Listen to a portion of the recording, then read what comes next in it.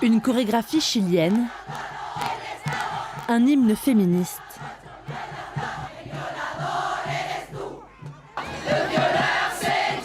Qui vient d'arriver à Montpellier. Pour une cause universelle, les droits des femmes. Ici, la plupart ont déjà subi des violences, qu'elles soient physiques ou psychologiques, comme Marina. Une fois dans un square, à 14 ans, il y a un homme qui est venu me demander « Est-ce que tu peux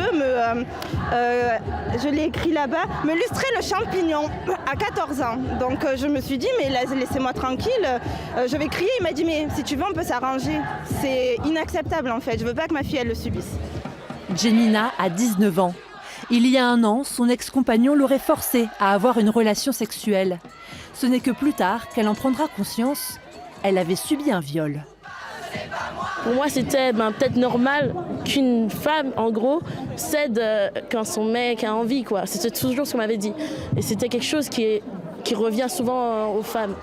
Pourtant, un an après, elle n'a toujours pas porté plainte. Même si cette histoire, j'en parle facilement. On me dit pourquoi t'as rompu avec lui. Je dis facilement, il m'a agressé, il m'a violée.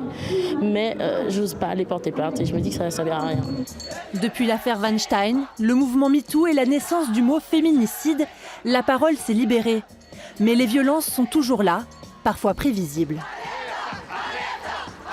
Dès que la moindre des libertés est supprimée, que ce soit de sortir avec ses copines, de s'habiller comme on veut, de faire ce qu'on veut, quand on veut, dès qu'il y a un contrôle là-dessus, c'est que ça commence à dérailler. Prochain rendez-vous, le 8 mars, la journée des droits des femmes. En attendant, leur combat continue.